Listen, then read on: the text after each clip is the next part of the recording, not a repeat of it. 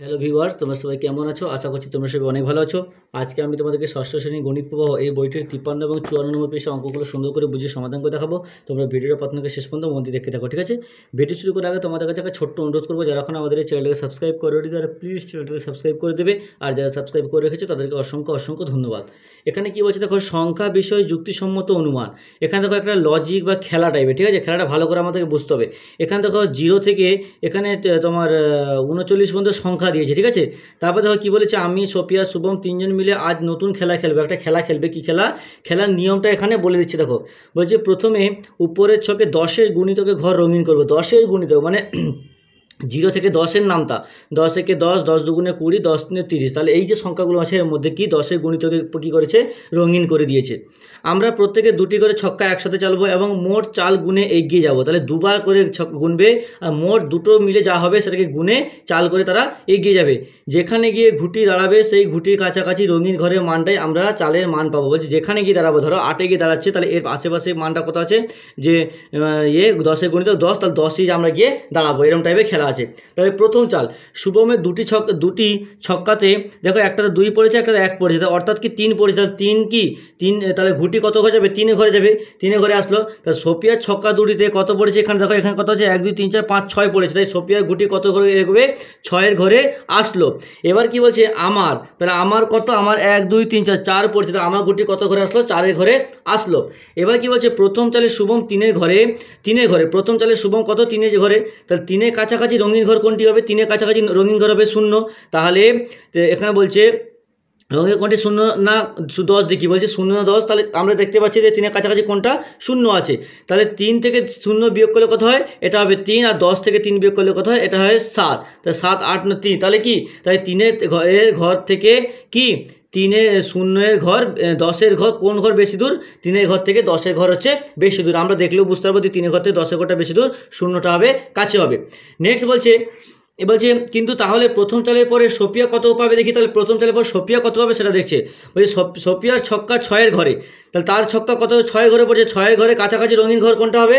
6-এর ঘর যদি এখানে কাছাকাছি কোনটা হবে? 10 হবে। দেখো তাহলে কি এখানে আবার মানে কি যদি নাও হয় কী করে বুঝবে? দেখো 10 থেকে 6 বাদ দাও, 6 পড়েছে, 10 থেকে 6 বাদ দাও 4। এখানে 4 হচ্ছে, কিন্তু 6 থেকে 0 বাদলে কত হয়? 6। তাহলে সোফিয়া প্রথম সোফিয়া ঘর পাবে কত ঘর? 10। তাহলে কি 4 বেশি না 6 বেশি? 6 বেশি। তাহলে 4 মানে কি কত ছিল? এটা 10 ছিল, তো 10-এর কাছাকাছি হবে। যেহেতু 4-এর কাছে রঙিন ঘর কি? 4-এর কাছে রঙিন ঘর কি? 4-এর কাছে রঙিন ঘর 0। তাই আমার শুভমের মতো 4-এর কাছে রঙিন ঘর 0, তাই আমারও শুভমের মতো কি সেও কি 0 পাবে। নেক্সট বলছে 3-এর ঘর থেকে শুভমের ঘুঁটি গেল 14-এর ঘরে। তাহলে 3-এর ঘর থেকে, এতক্ষণ 3-এর ঘর ছিল, তাহলে 3-এর ঘর থেকে শুভমের ঘুঁটি গেল 14-এর ঘরে।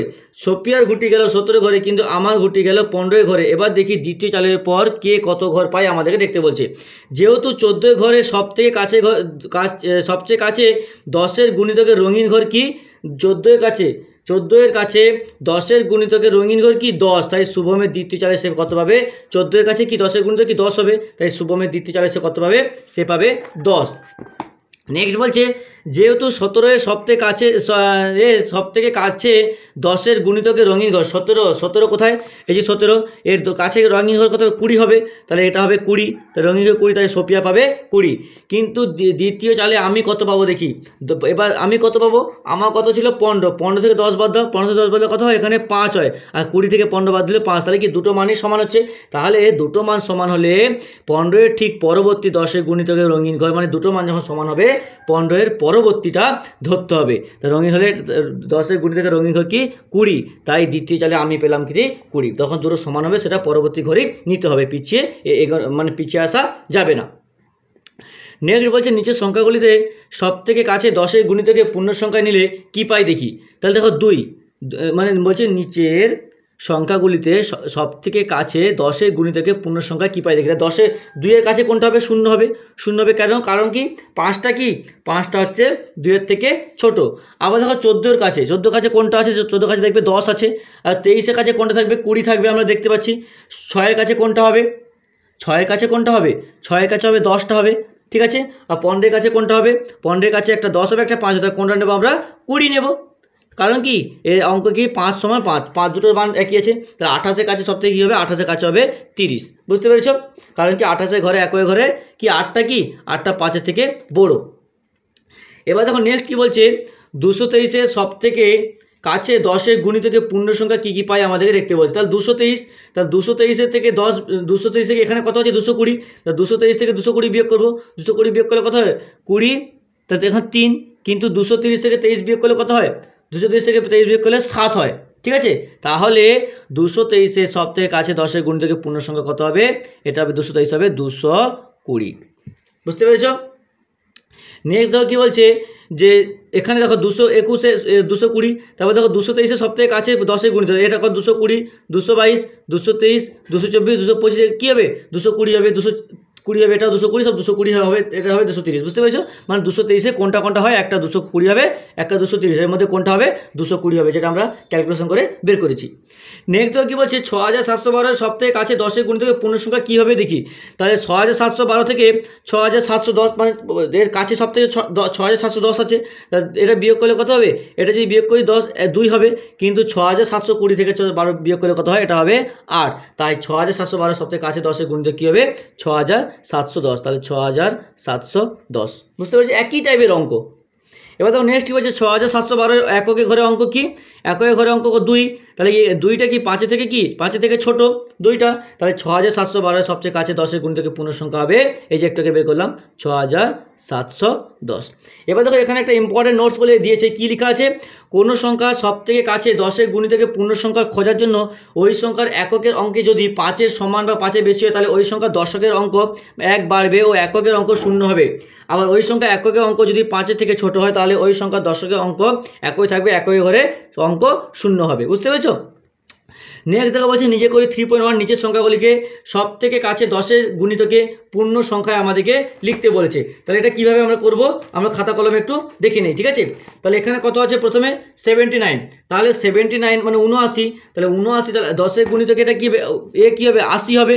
তাহলে আমরা কী করব, 79 থেকে যদি আমি 80টাকে না 79 থেকে 79টা এটা কত হবে 80 হবে। কেন, কারণ কি যে 9টা কি, এই যে 9, এই যে এক ঘর 9 আছে, 9টা কি 5-এর থেকে ছোট না বড়, 9টা হচ্ছে 5-এর থেকে বড়, তাই আমরা কি লিখব পরের সংখ্যাটা নিলাম। বুঝতে পেরেছো? নেক্সট দেখো 2-এর অঙ্ক, 2-এর অঙ্ক কত আছে 82, তাহলে 82, তাহলে 82 থেকে আমরা 82 10-এর গুণিতের কাছের সংখ্যা কী হবে 10, 80, কারণ কি এই দুইটা কি, দুইটা 5-এর থেকে ছোট না বড়, 5-এর থেকে হচ্ছে তোমার ছোট। বুঝতে পেরেছো? এই যে একটু আগে আমরা লজিকে দেখলাম, এই লজিকে কিন্তু কাজগুলো করছে। নেক্সট দেখো 3 আছে 35, তাহলে 35টা কি 35-এ কার হবে 40 হবে, কারণ কি যে 35 এখানে 5-5 থেকে সমান, দুটো সমান হবে, একটু আগে আমরা জানলাম সমান হলে কি পরেরটা নিতে হয়। তারপর দেখো নেক্সট 4 নম্বর অঙ্ক কত আছে 103, তাহলে 103টা কী হবে 103টার কাছে 10-এর গুণিতক হবে 100, কারণ কি যে 3টা কি, কারণ 3টা 5-এর থেকে হচ্ছে তোমার ছোট। নেক্সট দেখো 5-এর অঙ্ক, 5-এর অঙ্ক কত আছে 218, তাহলে 218 10-এর গুণিতকের কাছের সংখ্যা কী হবে 220 হবে। এটা আমি কাছের সংখ্যাটা লিখছি, কারণ কি 8টা কি 5-এর থেকে হচ্ছে বড়। বুঝতে পেরেছ কী করে হচ্ছে, আশা করছি যে বড় হলে পরেরটা নেব, ছোটো হলে কমটা আগেরটা নেব, এইরকম টাইপের ব্যাপারটা হচ্ছে। 6-এরটা 333, তাহলে 333-এর কাছে কী হবে, এটা কী হবে 330 হবে, কারণ কি 3টা 5-এর থেকে হচ্ছে তোমার ছোট হয়ে যাচ্ছে। নেক্সট দেখো 7 নম্বরের অঙ্ক কত আছে 1275, তাহলে 1275টা এর কাছের সংখ্যা কত 1280 হবে। কেন, কারণ হচ্ছে এই যে 5টা কি এটা 5-5 সমান হয়ে যাবে, সমান হলে পরেরটা নিয়ে আমরা জানি।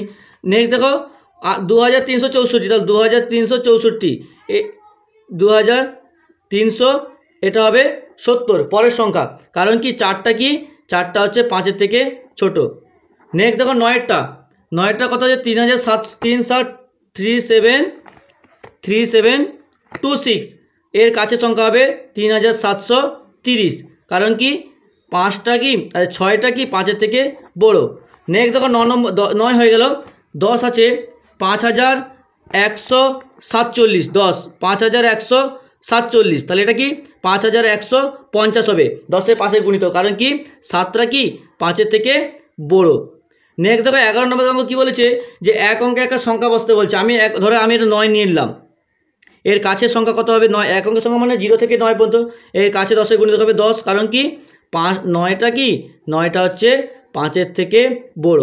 নেক্সট দেখো 12 নম্বর অঙ্ক কী আছে 2 অঙ্কে একটা সংখ্যা বসতে বলছে, আমি ধরো 22 বসিয়ে দিলাম 2 অঙ্কের সংখ্যা, তাহলে এর কাছে গুণিতকের সংখ্যা হবে 2 20, কারণ কি দুইটা কি 5 থেকে ছোট। নেক্সট দেখো 13 নম্বর থেকে 13 নম্বর কথা 3 অঙ্কে একটা সংখ্যা বসতে বলছে। আমি ধরো 108 নিলাম, এর কাছে 10-এর গুণিত কী হবে 110 হবে, কারণ কি 8টা 5 থেকে বড়। নেক্সট দেখো 14 নম্বর থেকে আমি এখানে বলছে 4 অঙ্কে একটা সংখ্যা বসতে বলছে। আমি ধরো নিয়ে নিলাম যে 5538, তুমি অন্য সংখ্যা নিতে পারো, এর কাছে 10-এর গুণিত হবে 5540 হয়ে যাবে, কারণ কি এই 8টা 5 থেকে বড়। তাহলে বুঝতে পেরেছো, মানে এককে ঘরের সংখ্যাটা যদি বড় হয় তাহলে পরেরটা হবে, আর ছোটো হলে আগেরটা নেওয়া হয়। বুঝতে পেরেছো, এই লজিক হচ্ছে এটাই। তাহলে হয়ে গেল। তাহলে আজকে এতটা থাক, পরের দিন পরের যে পেজটা আছে সেটা সমাধান করবো। ভিডিওটি একটা লাইক করে তোমার অন্যান্য বন্ধুদের মধ্যে শেয়ার করে দিও প্লিজ, কারণ তোমাদের একটা লাইক আমাকে কিন্তু পরবর্তীকালে আরও ভালো সুন্দর ভিডিও বানাতে উৎসাহিত করে তোলে।